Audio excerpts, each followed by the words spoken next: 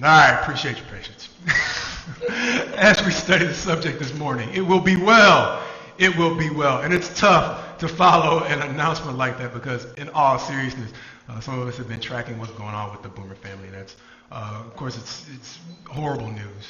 Even if it's a situation where you're allowed to prepare yourself, if you've been through it, you don't really get prepared. So everything we say will be in that context today, understanding that, as the brother said, he's absolutely right.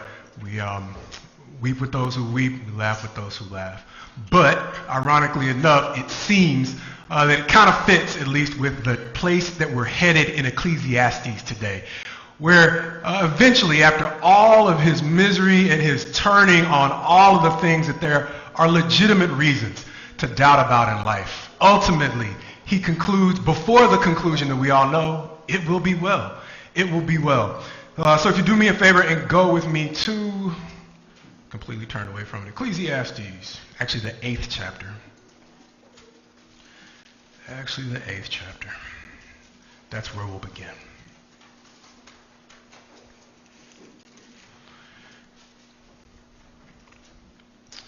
And of course, after talking about all the different life circumstances, meaning Solomon has had trouble finding meaning in all of the joy that he could muster. As we said, as a rich man who could not only enjoy his wealth, but had enough wealth to turn the earth into his playground, he explored it all for you. You don't have to try it on your own.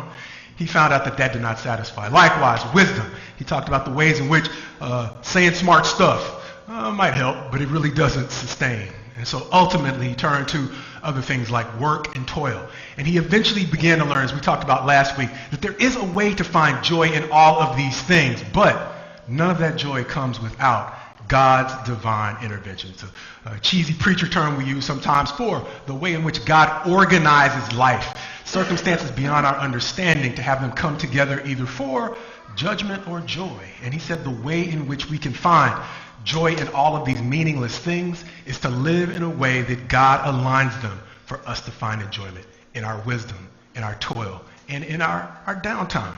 It's Memorial Day weekend, right? And he says, without it, though, it's futile. But in chapter 8, he's going to talk about it from the context of righteousness. Understanding verse 12 will say, though a sinner does evil 100 times and prolongs his life, yet I know it will be well with those who fear God, because they fear before him. Once again, another simple sounding conclusion. Of course we know that. They've been talking about that from the Genesis even, right? But ultimately, one of the things that causes Solomon great anxiety is what we will see backing up to chapter 7, verse 7, if we didn't mention it last week. Surely oppression drives the wise into madness, and a bribe corrupts the heart. See, Solomon is in one of those places where everywhere he looks, it's the reason why we have one another passages to encourage us. Because if we are alone in times when we are basically, they call it the rabbit hole when you're online, but whether or not there's an online, there were rabbit holes before there was a web, right? And sometimes in life, you can get in autopilot in a downward spiral. And that is what Solomon is wrestling with here in Ecclesiastes. And it's not unlike what his dad had to wrestle with in the Psalms.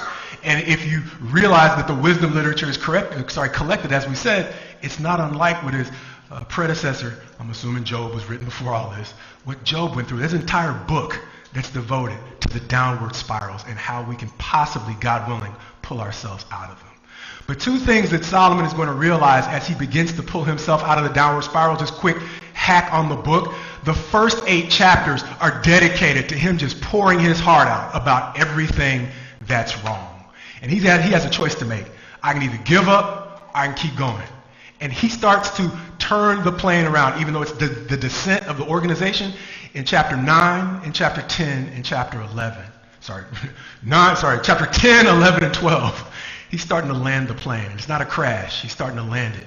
And in each of those chapters, he's going to emphasize one thing that, as we said, don't bite off more than you can chew in a time when you find yourself in a downward spiral. Find one reason for hope.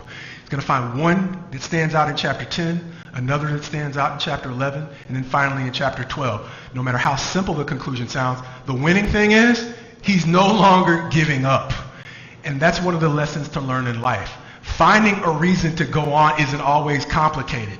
It doesn't have to be like the one who went to the prophet, I think it was Elijah for healing, Naaman. I thought he was going to do this, and I thought he was going to do that, and he almost missed out on his healing because he overlooked the simplicity in the answer. And that's the beauty of what Solomon is doing here. See, it'd be one thing if it was coming from me. Like I said, I'll write my self-help manual. I try to sell it to you for what are they going for now? $20, $40? But it's another thing for the man who's noted as being the wisest man ever to come with a simple solution to his downward spiral. But help me understand how he kind of gets there in chapter 2. Understanding that at our best, we are not reinventing the wheel. There are some good things that we get from the generations before us, and there's some things that we need to leave behind. I think the whole Bathsheba thing was one of the things he wanted to leave behind from the previous generation, right? But he picked up a lot of things in the Proverbs, like we said now in Ecclesiastes, that he understood how you don't throw the baby out with the bathwater. Just because dad messed up doesn't mean dad's dumb. And so ultimately, a lot of what you're seeing in Ecclesiastes are things that Solomon picked up from his dad, even in spite of the fact that Solomon was living evidence of his father's mistakes. He didn't get there without, in some ways, his dad's sin. And so one of the things we have to learn in life is if we're going to get out of our downward spiral, we said it before, we don't get to pick the messenger. We don't necessarily know who God is going to reach out and tap us on the shoulder through. Sometimes, like we said, if you're going to, Jesus said, if you're going to enter the kingdom, you're going to have to enter it like Titus, very beginning, showing us through these, right? We're going to have to accept reality with the freshness that they still have, understanding that God can often use them to get our attention. He can often use them to speak truth to us that we just haven't been able to dig up on our own as we try to think and reason through, why not wisdom? Why not work? Why not X? Why not Y? Why not Z? And so understand how Solomon's going to have to start with his skills, understanding that sometimes the very thing that you've been able to rely on through most of your life is the very thing that can fail you in your rabbit hole. For Solomon, once again, we said it was wisdom, but let's look at his full discussion of how wisdom failed him. Verse 12 of chapter 2. Verse 12 of chapter 2. I'll take a pit stop to say Eric would have verses up there this week, but I didn't get them to him like there. So if he has them, he has them, but if he doesn't, that's on me. Verse 12 of chapter 2, beginning. So I turned to consider wisdom and madness and folly. For what can the man do who comes after the king? Only what has already been done. Then I saw that there is more gain in wisdom than in folly, as there is more gain in light than in darkness. The wise person has his eyes in his head, but the fool walks in darkness. And yet I perceived that the same event happens to them all. Then I said in my heart, what happens to the fool will happen to me also. Why then have I been so very wise? And I said in my heart that this also is vanity. For the wise as of the fool there is no enduring remembrance, seeing that in the days to come all will have been long forgotten. How the wise dies just like the fool. So I hated life, because what is done under the sun was grievous to me, for all is vanity and a striving after the wind. We said it last week. Don't quit on chapter 2, because the candor is not the conclusion, but the candor is a bridge to the conclusion. Some people will be ashamed to acknowledge, I wanted to quit, I wanted to give up, and that's one of the things that keeps us from getting help in times when we need to reach out for help. I told you last week when the gentleman was talking to us about why suicide rates can be so high here in the valley.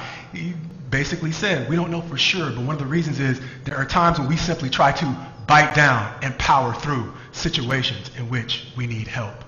And the cool thing about seeing the wisest king in Israel, at least at this point, opening up and saying he hated life, that sets an example. Anybody who's going to make you feel bad about hating life ain't no smarter than Solomon. That's just flat out it. They haven't considered more than he has. They haven't figured out anything beyond what he figured out. We got smarter phones, as we're reminded, but us, we're pretty much the same. So sometimes when it says all things are going and they never change, understand, the technology might get better, but one of the problems with evolution, why they have to always go back to millions of years before we had evidence, is has anybody in the course of recorded history seen us evolve a pair of wings? Wouldn't that save on airline fares? Huh? Wouldn't that? But we haven't really evolved that. And so ultimately, we have all this science that's telling us we're kind of slow for sitting here in a church and worshiping God. Just ask yourself why they pick a timeline that goes beyond the evidence of some really useful things that we could evolve. Since everything in nature is simply adapted to its environment, I don't understand why we need to yell about Boeing anymore if evolution is going to fix that for us. Tangent. Sorry.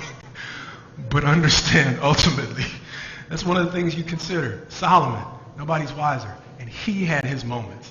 So don't be embarrassed about your moments, especially if embarrassment is keeping you away from getting help. But understand also how wisdom ain't going to fix it. Why? Because he doesn't end there. He's not just talking about how wisdom failed him. You turn forward with me to chapter 4. Chapter 4. He's going to talk about age groups. We talk about sometimes how the beauty of the church is having different generations come together. Paul is going to describe it as the body of Christ, right? One of those things that we have in terms of the greatness of how God has bound us together is we have the ability to draw on different age groups and the values of wisdom and the strength and the vigor, as they call it sometimes, of youth. And Solomon's going to say that that's something to be able to appreciate here, because as his father, I'm going to give David credit for Psalm 119, as his father recognized in Psalm 119, if you are close to God, you don't have to wait to get old to be wise. Why? He literally says it. God's word makes me wiser than my... So if you get sick of Marcus prattling on, keep reading the word. You don't have to worry about it. You'll outwise me in no time. Because ultimately, everybody has their individual relationship with God. And God is the one who gives the wisdom. You don't need a person to help you understand it. And so that is what his father David understood in Psalm 119. And by the time Solomon had to be king, he couldn't wait to get old to gain his wisdom. It had to come from a divine place. And so that's why we have the Ecclesiastes. But he's going to notice something about how wisdom can disappoint even a wise young man in verse 13. Better was a poor and wise youth than an old and foolish king who no longer knew how to take advice. For he went from prison to the throne, though in his own kingdom he had been poor. He had been born poor. I saw all the living who move about under the sun, along with that youth who was to stand in the king's place. There was no end of all the people, all whom he led. Yet those who come later will not rejoice in him. Surely this also is vanity and a striving after the wind. One of the first things to notice when we talk about that whole concept of it will be well. So understand, that doesn't say it will be easy. And there are times in life where one of the things that I'm sure gave Solomon the stability to get through his difficult times was not necessarily what his dad said as much as it was what his dad said in combination with what his dad had been through. And so if you recall, David, after he slew Goliath, saved a nation only to become a fugitive because he was doing a little too well, right? Understand, that's what this young man is going through, this young wise man. He wasn't born rich, he was born poor. But even as a poor youth, he did something that motivated God to either have sympathy or compassion on him, but to give him the wisdom to help an entire nation. But after he had helped the nation, don't expect the applause to last for very long. And that's the lesson he got to see in his dad. Even if he wasn't around to see the way his dad had to, like we say, crawl around in the caves and in the fields until he could actually gain the throne. But it was one of the things he had to do as well, because they were planning to kill Solomon before he even became king.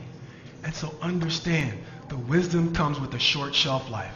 And so ultimately the Ecclesiastes is helping us understand by the time we get to chapters 10, 11, and 12, what's your motivation for wanting to be smart?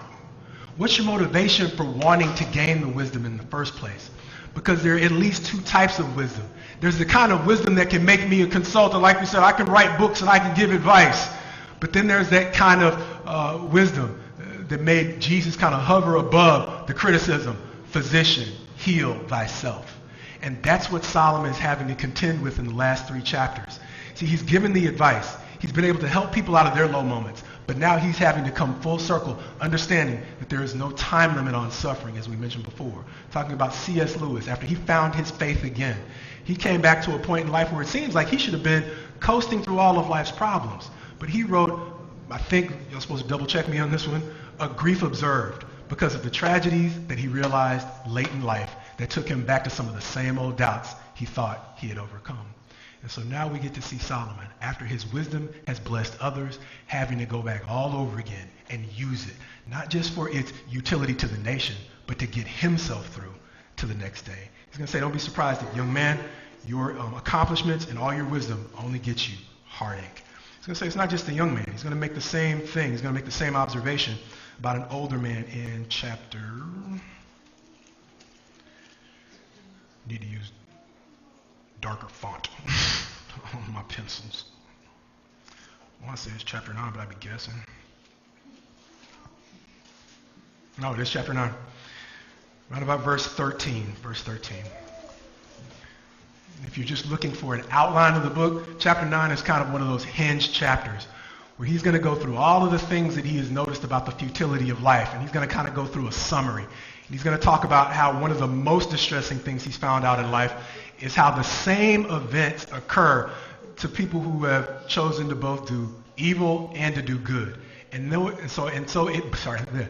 so it begins to make life seem like it's this random assortment of punishments and rewards that he can't make sense of. How do we know? Starting out in verse 1 of chapter 9. But all this I laid to heart, examining it all, how the righteous and the wise and their deeds are in the hand of God. Whether it is love or hate, man does not know. Both are before him. It is the same for all, since the same event happens to the righteous and the wicked, to the good and the evil, to the clean and the unclean, to him who sacrifices and to him who does not sacrifice. As the good one is, so is the sinner. As he who swears is as he who shuns an oath. This is an evil in all that is done under the sun, that the same event happens to all. He's not going to leave it alone. He's going to go on in verse 11 to say, again I saw that under the sun, the race is not to the swift, nor the battle to the strong, nor bread to the wise, nor riches to the intelligent, nor favor to those with knowledge. But time and chance happen to them all, for man does not know his time. Like fish that are taken in an evil net, and like birds that are caught in a snare, so the children of man are snared at an evil time, when it suddenly falls upon them.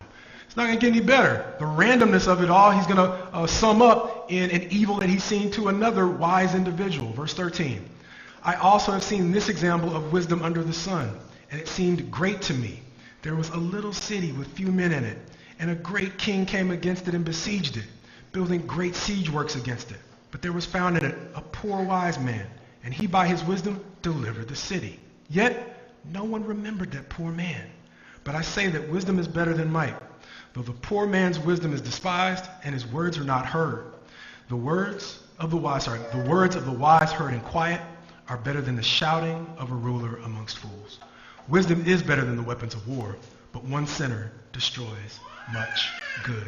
Understand that in your life, no matter how much good you do, it is not, going back to something he talks about earlier on in Ecclesiastes, one of the reasons why this life can seem futile if you try to make too much sense out of it, is what is crooked we cannot make straight.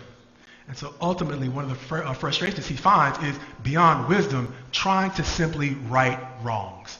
And so that is the other thing that he goes through. Understanding that in the Proverbs, it set up all of these contradictions, or these contrasts, honestly, between, like we said, the sauce, the different ingredients in the sauce. I told you my three basic ingredients were salt, onion powder, and garlic powder.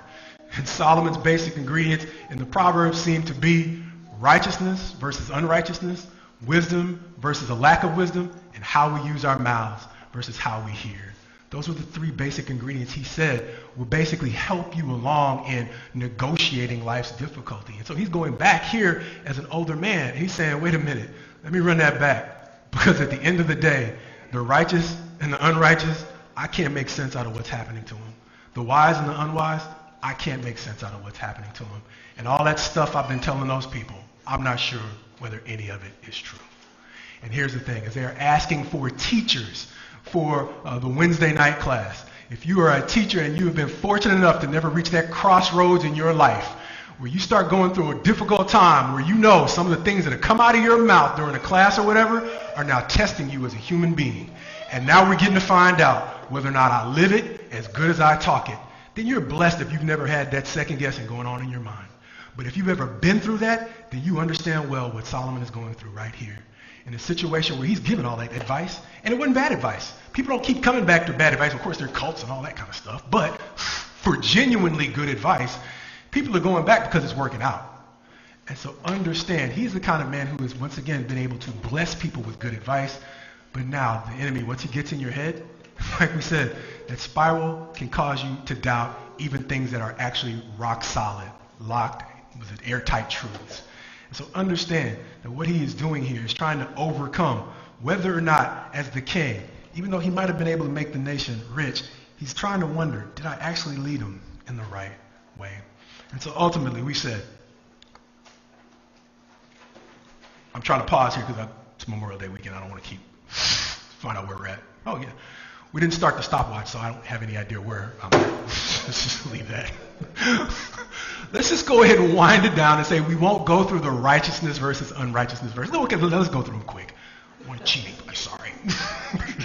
So if you go back with me through, start at chapter 3 maybe, chapter 3, because this is ultimately where he's going to end up.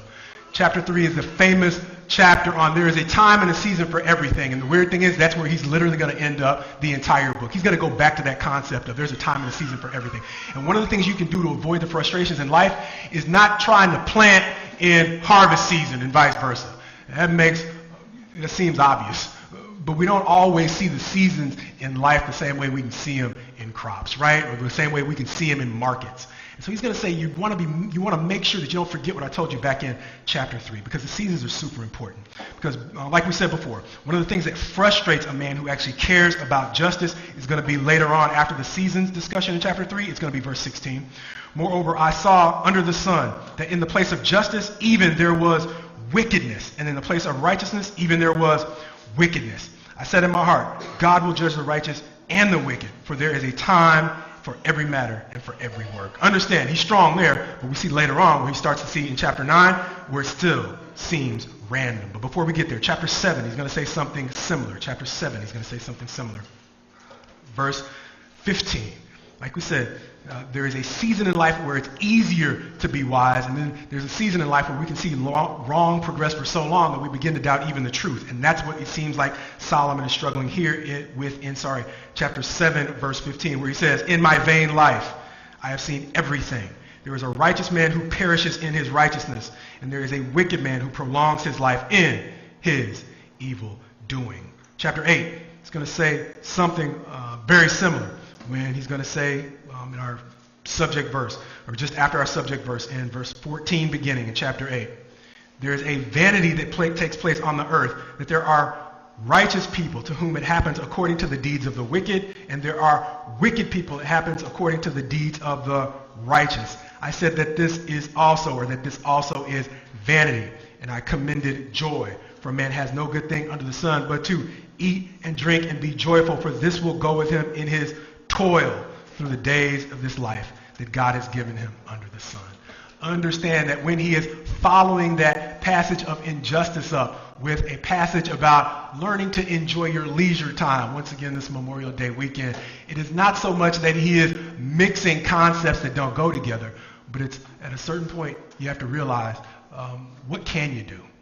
And ultimately, if this is a season where the only thing you can do is enjoy this Memorial Day weekend, don't waste your time in a season of leisure trying to reconcile all of life's mysteries and life's problems, because you're going to have to go back to work at some point, at some time. And even if you're retired, the problems don't go away. So enjoy the season that you're in. And so when you see a wise man combining two apparently inconsistent things, don't just read too fast and think he's just mixing random weird stuff because he's unhappy and depressed. Well, maybe. But he may have also, since this is a recurring theme, it helps you to understand that just beyond the seasons to work and the seasons to harvest, that you got to understand that God gave you a weekend for a reason. And as I've said before, just to open up a little bit, some of my recent health concerns were doctors confronting me with the reality of something I've said for years. If you don't take rest, rest will take you. And if you don't believe it, the doctors will tell you. Right? And so when you have a season to rest, just go ahead and just let it be okay to say no sometimes, right? Take the rest. Because at some point you got to go back to struggle. Even if you're retired, you don't have to go back to work. Understand, please. There's a season to be able to just say no. And beyond that, as we said, chapter 9 is that chapter where he said, look, I can't make sense of it. As encouraging as I wanted to be on the front end, the reality of circumstance and chance, it overwhelms me. And so all I can tell you is this, beginning in chapter 10. Beyond those seasons of rest that God gives you, that you would be wise to take advantage of, don't wreck the success that he has given you. Chapter 10, verse 1. Dead flies make the perfumer's ointment give off a stench. So a little folly outweighs wisdom and honor. To the degree that God has helped you build, please appreciate the reason why his father David, Solomon's father David, said, God, set a guard over my mouth when I am in the presence of the wicked. Understanding that there are things that will fill my heart and that will tempt me to speak even the right things, as we sometimes say it, the wrong way, and ruin all of the advantages that God has given us in this vain, futile existence. The last thing you want to be in life is your own worst enemy. Pray for me. Because like I said about those things, we talk and then we got to go live. I got to go live after this. And the trials aren't over. Right? And so if that's one thing we can pray for one another, don't ruin what he's already done for you. Please put yourself in a position where all you have to do going forward is simply appreciate the opportunities he's given you, as opposed to having to go back and do damage control. So a lot of what chapter 10 is telling us is the ways that we can avoid having the enemy. This is one of the things you have to realize in life. When you see that young wise man, or you were set out on your early opportunities in life as that young wise man, what you're going to start to see in life are a group of friends, right? And you're always going to have a group of, whether it's friends or admirers or hangers-on, people who come into a lot of money, whether it's the athletes or the entertainers, especially when they went from poor to rich. One of the things they talk about are the people who just started coming around once the money came in, right? And you have to sort through that group. And ultimately, not everybody who's there with a handout is going to be happy for you. There are going to be some people who are going to have two hands out. They're going to have, well, really one hand out, one hand behind the back. You have one hand out for as much as they can get, and another hand behind their back with their fingers crossed, hoping you fail. Because at the end of the day, you would be shocked in life. We've said it before. At the number of times you will have in your circle of friends and family, people who are hurting so badly that no matter what or how much sense it makes for us to simply come together and work as a family to be able to get X, Y, or Z done, they're simply in a place where their emotional needs are being met by watching you fail. That's the reality of it. And I tell the young people all the time, I can always turn a happy subject into a morbid one. I'm so sorry, but that's just the reality of life. And part of the reason I say it, I don't feel so bad this week, because the smartest guy ever, I'm going to just exaggerate a little, he's going through it too. And guess what? It's not just him. His daddy went through it too. And it's called the wisdom literature because, like you said, it wasn't just him and his daddy. Job went through it too. 3 friends much? Right? In Job's time of need.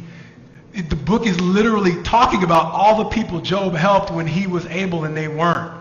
But when he was on his sickbed, what happened? Some of the same people who he had helped, for whatever reason, found their joy in his struggle. That's the reality of your success, young people. And it ain't just young people. That's the reality of your success at any age. Understanding that God can turn us around, whatever our condition is, he can turn around in a moment. And why do you think it's not just young people? Study the lottery much? What happens to people who've had millions dropped on them later in life? Please start praying now. Not that God help you negotiate the life you have right now, but please make yourself ready for blessings that you might have that's not never happened to me. Because you're right. It might come into your hands and God, like they say, go in one ear out the other. If you're not prepared for God to bless you in ways you've never expected him to bless you. And so don't let your doubts become so big that you end up self-destructing in a season when he actually brings you blessings and relief from all of the struggle. So when Solomon is talking about, okay, if I'm going to pick myself up and I'm not going to give up, one of the things I got to do is I got to be ready for God to give me a tomorrow. Even if I don't want it tomorrow right now, he might give it to me. And if I get it tomorrow, what am I going to do with it? What am I going to do with it? And that's what he talks about roughly, at least that's where he starts out, chapter 10. Chapter 11, a recurring theme is going to be, you need to be prepared for tomorrow. Why? Because you don't know. Verses 1 and 2. Cast your bread upon the waters, for you will find it after many days. Give a portion to 7 or even to 8, for you know not what disaster may happen on earth. That's not the first time or last time he's going to say it. Verse 5. As you do not know the way the Spirit comes the way the Spirit comes to the bones in the womb of a woman with child, so you do not know the work of God who makes everything. Once again, he's going to remind us of what we don't know in verse 6. In the morning, sow your seed, and in the evening, withhold not your hand, for you do not know which will prosper, this or that, whether both are alike or whether both alike will be good. It's that principle we have. I don't have to know a whole lot about money to know that the smart money people talk about diversification. I can relate to that, right? That's a simple concept. Even I can get out of the Money for Dummies books. And so understand, it goes back to Solomon. He's like, you don't know what season it's going to be. That first section I cut short, he's talking about like the weather or acts of God. No matter how good we are with markets, acts of God can turn that around. That's why wise investors know how to invest for acts of God. Insurers write it into their contracts, acts of God. Because even if they don't believe in God, they know that there's something larger than their industry that controls whether or not they get to make money. And so he's saying, prepare for every season. Don't allow the rabbit hole to get so deep that you stop investing or making moves wisely. Because that's the downturn of the rabbit hole. See, it's one thing to try to figure out life. It's another thing to figure out life to the point where you're making yourself miserable in your times of leisure, and you're making yourself miserable in your times of work and investment, and times when you need to be storing up in many different baskets because you don't know which one is actually going to prosper. You don't know what the circumstances are going to give you. You don't know if you're going to have enough today to invest in the way that you would like to 5 years down the road. You don't know if the doctor's bills are going to mount up in a way that's going to let you invest the way that you can right now. And so understand that after you're finished, give in due time. Don't pretend like you're not going through it, like we said. But after you're finished, put a season on going through it, right? And even if you can't pull yourself out of it, just say, at some point, if I haven't gotten myself out of it at this point, maybe I need some help so I can get back to making good use of my leisure time. So I can make wise choices in a season of investment. So that I'm not consumed with the rabbit hole when I could be simply moving forward. Solomon's saying, if you're going to keep going, if you're going to move forward, make sure that you understand. Don't torpedo your own success, and then don't waste your time with misery in a season where you could actually have God show you, okay, what kind of moves can I make in this misery? A principle called disaster capitalism. Who knows what I'm saying? Don't worry about it. It's one of my rabbit holes. But disaster capitalism is, there were some people who knew COVID was not the end of the world. No, this isn't forever, and there are going to be some tremendous business opportunities on the other end. Now you can mourn all you want about it being the end of the world, or you can get ready to make some money on the other end. That sounds morbid. Protect your health first, but realize also if God is going to give you your health, the people who came out of COVID in a very different position than they went into it did not bury themselves in the rabbit hole. I just don't think you can do both at once. So understand the season. And that's what disaster capitalism is talking about. Just like we have disaster relief in the churches of Christ. You think they just get disaster relief together every time there's a new storm? Oh, let's get such and such on the phone. No! They're preparing in peacetime. Because they know the season's going to come around again. And people are going to need help. And so the churches of Christ are doing that, along with other aid agencies, to prepare in the proper season for times when things will not be as good. Please let that mark our private lives as well. And if you want to take an example from anybody, just see how the churches of Christ are handling it in the ministries that are devoted to preparing for the times when we don't know what is going to happen. And so don't let yourself get so far down into the rabbit hole that you're not preparing. Understanding that we have ministries in the churches of Christ that are helping us understand Solomon's wisdom in preparing for uncertain times. And finally in chapter 12, see, it's talked about all of these things, all the reasons we have legitimately to doubt whether or not we want a tomorrow. It's going to say, if you were going to go ahead and find the strength to face tomorrow, finally, one of the things you want to understand is that beyond your tomorrow, as we said previously, one of the reasons why Solomon has so much of this wisdom is that he didn't have to invent it. And so a lot of these things that are helping him get to his tomorrow are things he learned from Dad, no matter how imperfect Dad was. And so likewise, no matter how imperfect Solomon is, he's going to give you a purpose statement before we get to the final words of the chapter that help you understand why he is doing this at all. And that's where our scripture reading came from. Verse 9 of chapter 12. Besides being wise, the preacher also taught the people knowledge, weighing and studying and arranging many proverbs with great care. The preacher sought to find words of delight, and uprightly he wrote words of truth. The words of the wise are like goads, and like nails firmly nailed. Sorry. The words of the wise are like goads, and like nails firmly fixed are the collected sayings. They are given by one shepherd. And that's the same credit you will see all of the wise men and women of the Bible really give it in their moment of truth. This didn't come from me. If it's worth listening to, it came from God. Paul, imitate me. End the sentence? No. Imitate me as I imitate God. How are you going to know whether or not I'm imitating God? Unless you're in the Word for yourself.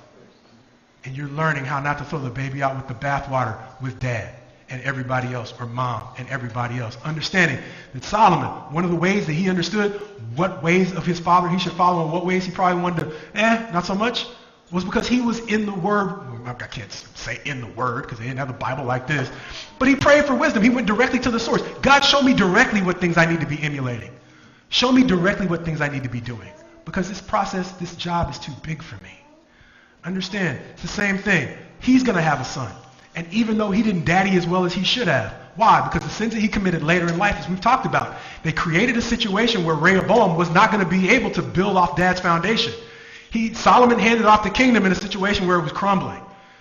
We talked about before, sometimes I mention stuff, I get started, and I'm like, don't mention that. Anyway, the Madoff affair. One of the sad things about that situation was Madoff had an incredible empire built up. And one of the beautiful things about what Bernie did, whatever you say about his crimes, is he insulated his kids from the criminal liability. And so he ran the business in a way that he didn't get his kids wrapped up in the crime. So when the feds came knocking, they were like, I don't know what you're talking about. And they could tell the truth with a straight face.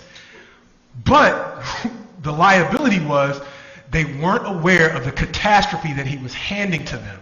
And so they weren't aware of what it was going to be like to live life without being a Madoff, because that name was about to change forever. And likewise the reality with it. And so that's what Solomon is dealing with. Don't blame Bernie, because Solomon did the same thing to his kids. We talked about it before. He handed them off 12 tribes, but God's like, it ain't going to be 12 for long, bud. And so you need to get ready for what life's going to look like if you grew up with a 12-tribe existence, but you're going to have to learn how to manage too. That goes beyond family to the fact that we now live in uncertain economic times. And so no matter what mom and dad hand off to us, they're handing it off to a time where we don't know what's going to happen next year, next week, next month, whether it's the environment or the economy. But we would be wise to prepare as best we can with what God has given us right now. And understanding that is in a lot of ways why Solomon seems to be writing this. He can say, son, I can't pretend like I'm handing you off a 12-tribe Israel. But what I can do is hand you off with the wisdom that God willing will allow you to rebuild, whether or not I handed you 12 tribes or no tribes whatsoever. Because beyond the inheritance, he spent so much time talking about people who made it from nothing, because you can still make it from nothing, even if it all falls apart. And so understand one of the reasons why the same event happens to all, but we get two very different outcomes. Sometimes, like we said, wisdom sometimes benefits one person in ways that it provides someone just despair, right? Toil or your workday. It can provide some a joy that others just lack, doing the exact same work in some of the exact same environments under the exact same stressors. One finds joy, one finds misery. And so likewise in life, one can handle poverty in one way when another, one can handle poverty or a lack with a half-empty perspective in which one actually sees a half-full opportunity. That hits close to home for me because I'm money stupid. If I'm dumb about anything, it's money. I don't know very much. I know God's investment plan. That's about it. And one thing I can say is one of the things, we're blessed to have elders at this church. They're not elders at every congregation, but one of the things that an elder told me before is I got to see him after the success. I didn't get to see him on the front end, where before he was ever considered being an elder, he was taking washing machines over to folks' houses because that's all they could afford. He and his wife might not have had one, but they did. And eventually, God gave them so much that they began to be able to give in a way that they really, I won't say you could never deplete it, but just for my anecdote, because this is me with 50-year-old memory trying to retell you a story that I heard about 12 years ago, right? But they're not the only ones. I've seen people who are just as money dumb as me find their way into a peaceful, happy existence because they just invested God's way. They just did the things that God said he would. You can't outgive me. You can't outdo me in generosity. And so if you just trust me to do the things that I ask you to do with your money, you don't have to worry about being money dumb, Marcus. And I'll say that, and then once again, tested. But that's why the wisdom is there. Because God willing, even if life circumstances take me back to zero, God willing, I will be able to at least, physician, heal thyself. I won't try to heal myself. I'll beg Daddy help. Right? Even if it's a zero all over again, God willing, hopefully I'll at least know where to turn. And that's where Solomon goes back to. So even if he's not handing the kingdom off in the best condition he could have handed off to his son, he's handing things off to his son with a collection of wisdom that can help him in any situation, even if it's a situation where his son doesn't want to see tomorrow. And if the elders will forgive me, I won't offer the baptism invitation this week. I'll simply say, my prayer for you is my prayer for me. God willing, that you take the opportunity to enjoy this weekend for what it's for. Rest, relax, enjoy your loved ones and your family, so that when you go back to work or whatever it is you have to do, if it's work, you can go back with a renewed energy that will catch attention. Man, why is he so happy today? You should make people want you to have a bad day because don't tempt them, but have so much joy that they notice it. But make it because of the fact that you made the most of this weekend. And then likewise, going forward, beyond this weekend, may you live the kind of life that would encourage God to give you a prolonged joy that goes far beyond anything you can, as we often say, manifest on your own. As we together stand and sing.